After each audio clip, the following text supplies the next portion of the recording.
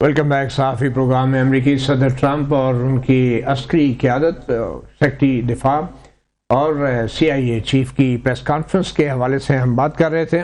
ہمیں جوائن کیا ہے ایئر وائس مارشل ریٹائرڈ اعجاز محمود ملک نے، جوہر سلیم سابق سیکرٹری خارجہ اور دفاعی تجزیہ کار جاوید رانا ہمارے ساتھ موجود ہیں.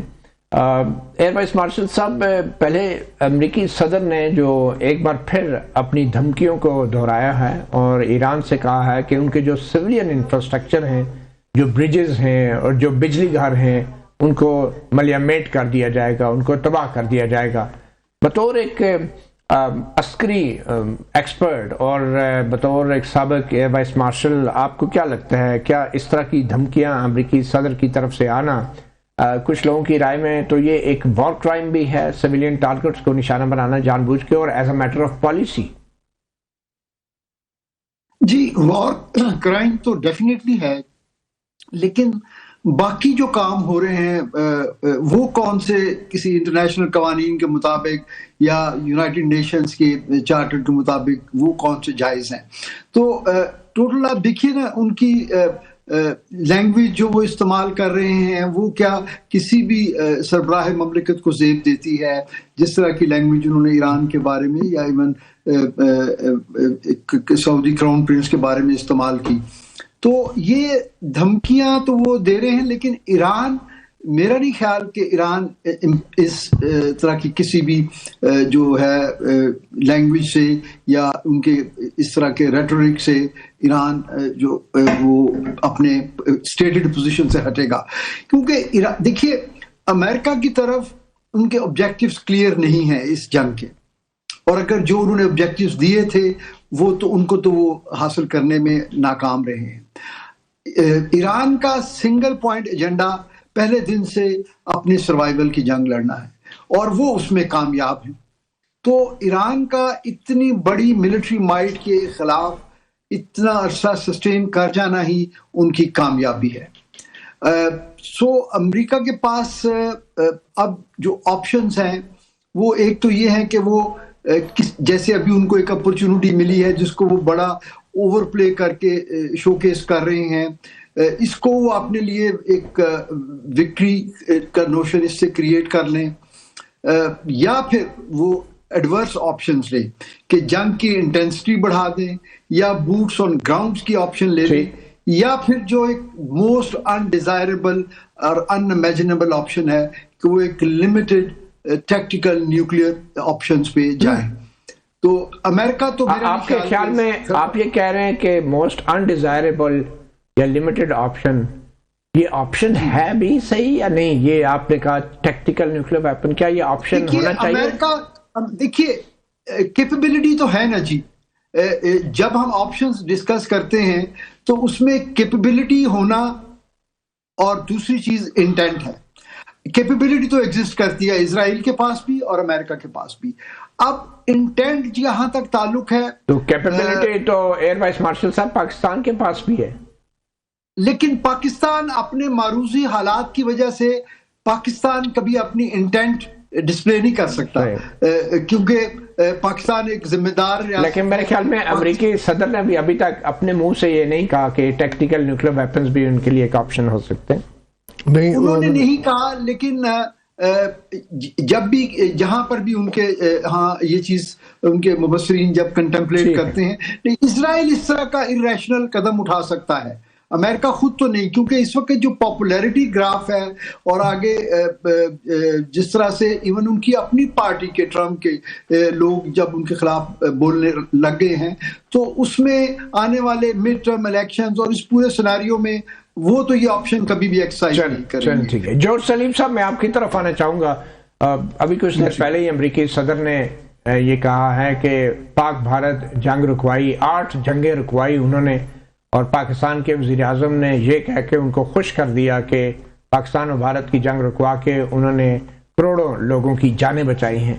تو آپ کو کیا لگتا ہے کہ امریکی صدر جو ہیں ابھی بھی ان کو کوئی توقع ہے، امید ہے کہ شاید وہ نوبل امن پیس پرائز کے حقدار ہیں؟ نوبل پرائز تو خیر اس وقت تھوڑا it's not on the table, لیکن دیکھیں چوائس کیا ہے اس وقت. چوائس بڑی سمپل ہے دونوں ملکوں کے پاس. یہ میں جو ہے نا بتا رہا ہوں, کیونکہ ابھی تک دیکھیں نا ہم تھوڑا سا ٹائمز یہ ہوتا ہے کہ وہ کنفیوزنگ اسٹیٹمنٹس آ رہی ہوتی. چوائس یہ ہے کہ یا تو ایک کنٹرولڈ ڈی ایسکلیشن کی طرف جائیں یہ دونوں ملک, یا پھر ایک انکنٹرولڈ ایسکلیشن کی طرف جائیں.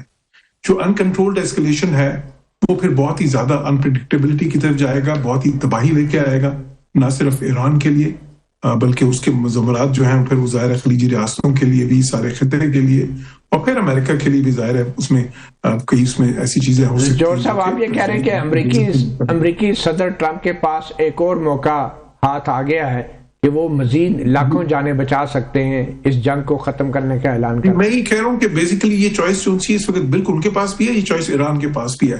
اب دونوں نے چننا ہے کہ کیا, اگر دونوں آپ کے خیال میں ایران کو کیا کرنا چاہیے؟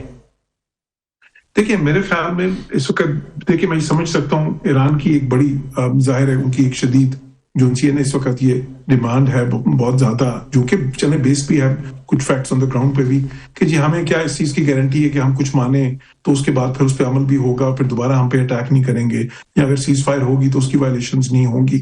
وہ ٹھیک ہے اپنی جگہ پہ, لیکن بات یہ ہے کہ جو جس طرح میں نے بات کی ہے تو پھر آپ کے پاس آلٹرنیٹیو کیا ہے؟ آلٹرنیٹیو پھر وہی ہے انکنٹرولڈ ایسکلیشن.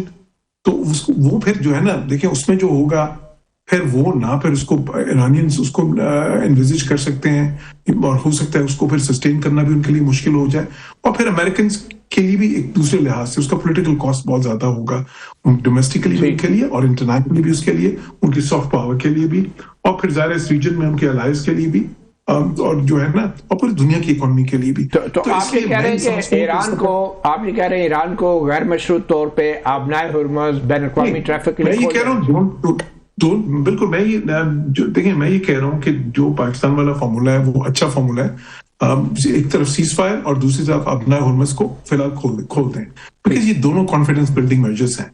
دیکھیں اب کئی لوگوں نے کہا اچھا جی وہ کھول دیں تو پھر کیا ہوگا, جو ہے نا ان کا لیوریج ختم ہو جائے گا. کیسے لیوریج ختم ہو جائے گا؟ اگر وہ کھول دیں گے تو انہوں نے کوئی گیٹ تو نہیں لگایا ہوگا نا, مطلب وہاں پہ تو یہ کہ سر انہوں نے دھمکی دی ہوئی ہے کہ کوئی جہاز گزریں گے تو ہم ان کو بام کر دیں گے, تو اس کی وجہ سے بند ہوئی ہے.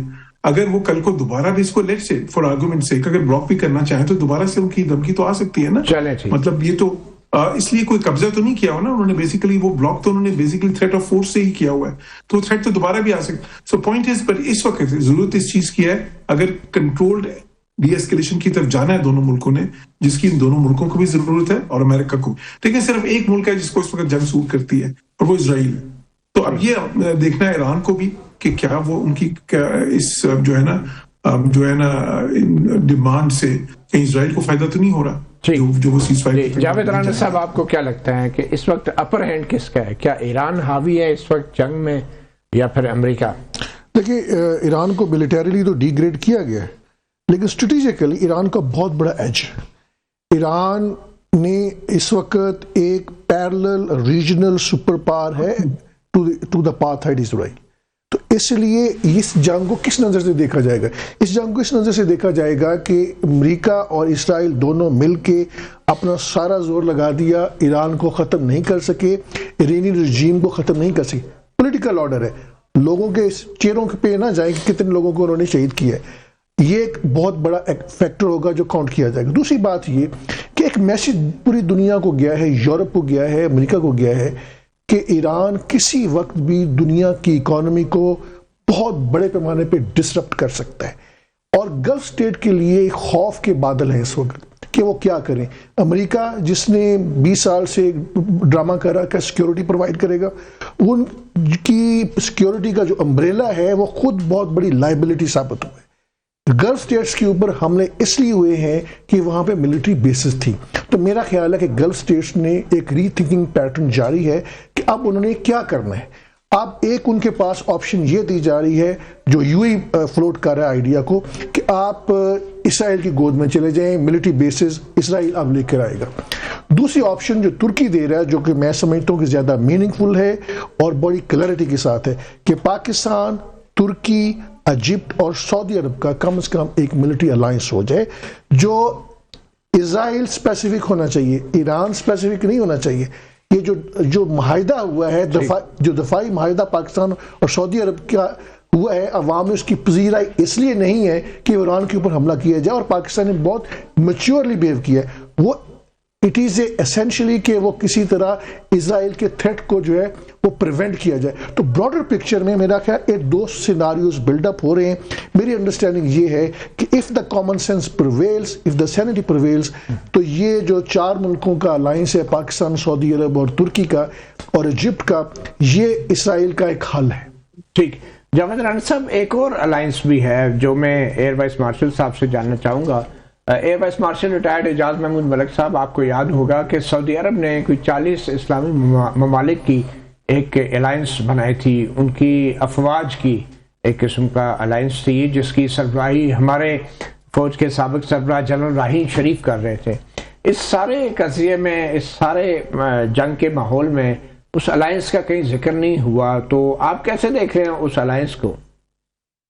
دیکھیے، وہ الائنس جس وقت بنائی بھی گئی تھی وہ زیادہ تر ملکوں کی طرف سے وہ ایک پلیج ہی تھا.